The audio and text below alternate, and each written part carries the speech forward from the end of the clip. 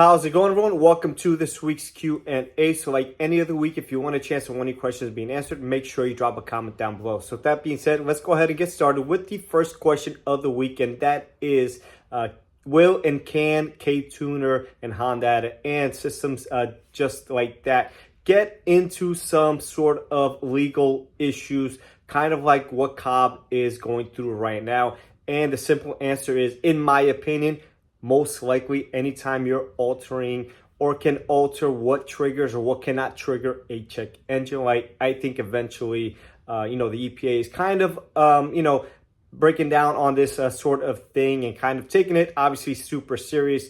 They put and implement those emissions, things or protocols there for a reason. So they do not like people messing with their cars, especially when it comes to the emissions side of a thing. So I'm not sure exactly what would consider it or not in exact detail. I'm not sure about the law and stuff like that. But if you can disable a certain code from coming on, then I think that would fall into that category of altering the EPA regulations, emission standards, whatever you want to call it, and eventually may or may not come back to kind of bite them in the tush there. So hopefully that answers the question for you. Active noise control rumble. This is specific to the 10th generation Honda Accords because this is when we see the most issues on these cars. Although some of the issues and symptoms could apply to other cars. If you're not familiar with the situation, if you're driving down a vehicle, the ANC or active noise control is supposed to raise your, audible levels in your radio and stuff like that, just to kind of cancel out some road noise and stuff like that. So sometimes when they have issues, instead of doing things of that nature, it causes like a rumbling type of sound, which is very annoying to the ears, and it can actually hurt your ears depending on how aggressive it's being. So there is a bulletin to replace some of these units with the updated software version of them. Although the issue could also be the mics on the headliners. So a couple different ways that these systems can fail. I've seen them fail on Odysseys. A lot of times when there's aftermarket systems in the cars, they cause issue with these ENC's systems as well. So a lot of those guys will just simply disable them, which is an option as well. So if your car's out of warranty, you don't want to buy the updated unit, you don't want to go ahead with troubleshooting of the microphone, which one or which ones are faulty, you can simply unplug it and that would probably work as well. It's one of those systems that's kind of there, really not needed, but everybody is kind of trying to achieve this maximum quietness inside the cabin or cancel out any, external noise inside the cabin. So this is kind of where the industry is going. So we don't see too many issues other than the Accord itself, and it seems like Honda has a good handle on it. But again, it can happen, especially if one of those mics is not working properly. So again, you can disable it at your own risk. I actually have a video on one that the part wasn't available for a while. So the lady, and it was like actively happening. It was like nonstop. So we disabled it for the lady while the part came in. And then we, put the new one in and everything was fine. But I have a video on that process on the 10th generation Accord. Now, on other vehicles, they're located in all sorts of different locations. So, but I do have that video for the Accord, which seems to be the most common problematic one here. So I'll make sure I have that in the comment section down below. So hopefully that answers this question for you. So big brand names versus mom and pop brand fuel, stations. What should you do? In my personal opinion, I like to use ExxonMobil or BP or one of the bigger guys out there for a couple of different reasons. Usually they're regulated better. They have better, cleaning additives and stuff like that. And if you were to have an issue, let's say, for instance, water in your tank or something along those lines, or a lot of ethanol content, which we see a lot of going into the winter blends. You could always say, hey, I get my gas here all the time. I have bad fuel in my tank. So, obviously the gas came from here. Always try to pay with a credit card or get a receipt. That also is very helpful. Not that these smaller places can't do that.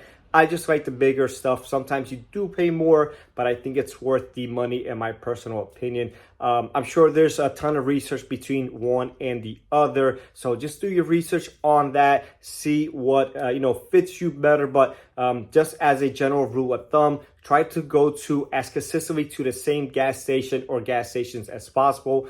Pay and make sure you get a receipt. Credit card works great too. You don't lose the receipt. The transaction's there when you have the the monthly statement or whatnot. And if something were to happen, you can always fall back on that. Again, we do see a lot of water and fuel in all sorts of mixtures and stuff like that, specifically during the season changes. So something that we're probably going to start seeing the next week or two here in Jersey, as the fuel starts changing to the winter blend.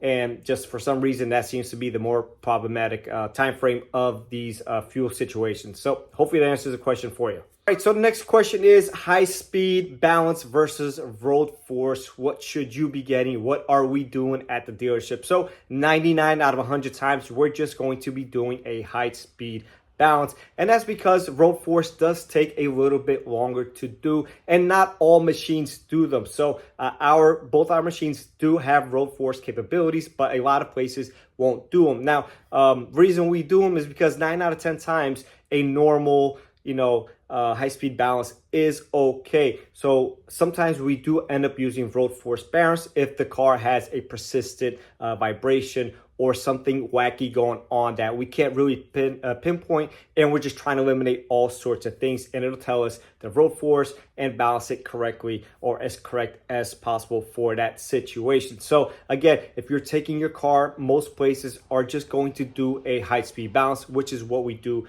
at our dealership, and we kind of resort to only the road force balancing for problematic type of a vehicle. So hopefully it answers the question for you. Last but not least, question of the week. And once again, if you want a chance to win any questions being answered, make sure you do drop a comment down below. So what are some absolute aftermarket components you should stay away from? So this is my opinion. This is from what I see on the field. You may have a different opinion, which is fine. So anything electronic. So oftentimes crank sensors, window switches, stuff like that, may work okay for a while, but they're not exactly built to the same quality. None of this aftermarket stuff is to the OEM brand. So you may want to save a couple of bucks, which may be okay. If it's like a window switch, okay, sure, why not? If it's something that's going to have the car running or not running, like a fuel pump, relays, crank sensors, stuff like that, I would absolutely stay away from that stuff. So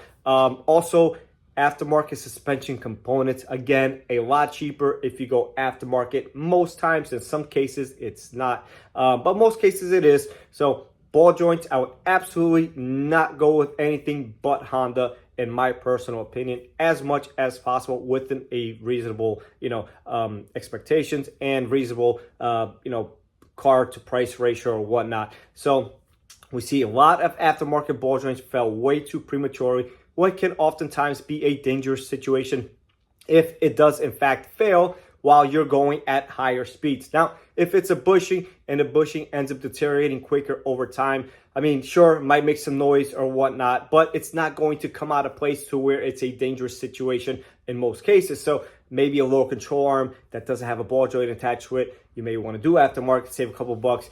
Struts, we see them failing way quicker, and they're just not as comfortable and absorbent as an OEM quality one. Now, Honda struts are really good, so I would stick to them, but obviously they do cost more money. So depending on the age of the vehicle, again, really depends on the circumstances here and what you should or shouldn't do. But ball joints, absolutely a no for me. Timing components, timing belts, timing chains, anything that has to be very specific to the engine and requires, a lot of movement within a short period of time, so engine's always running, I would absolutely stick from doing aftermarket. Water pumps, we see a ton of them leaking that are aftermarket, so stay away from those as well. Rack and pinions, another one, we see a lot of them fail. I actually will not install an aftermarket rack and pinion in any Honda because 9 out of 10 times they're going to fail within 3 to 6 months, and then it's going to be a problem. The customer's not happy. I'm not happy. I got to do the job over again. So it's just an unpleasant situation for everyone. Aftermarket radiators, again, As the vehicle gets older, I get it. You want to do an aftermarket one to save some money, but oftentimes we see them leaking within a year or two when the original one lasted 15, 20 years. So just have to really think about your situations here. Think about safety. Think about the engine potentially, going into catastrophic failure if one of these components fails, like a timing chain tensioner, a timing belt tensioner, a timing belt, a timing chain, guides, whatever. All this stuff could be often found aftermarket, but could be crucial. You trying to save maybe $100, $150 could end up costing you an engine or get into an accident or whatever the case may be. So when you're thinking and deciding these things, really, weigh all your options here and everything that goes into, the situation and the decision, not just the price at that very moment. Starters, we see them fail a lot prematurely. Some of them causing interference, causing misfire, stuff like that. Alternators, if it's a better quality, I'm okay with. Usually if you pick up like a Denso, it'll be okay for 5, 6, 7 years. So that's acceptable in my opinion. So, but most of the other components, try to stay away from them as much as possible within a reasonable range. So if the car is worth it, invest in it. If it's not worth, or you're thinking about getting rid of it soon, maybe go with a cheaper alternative. So hopefully that answers the question for you, and I'll catch you on the next one.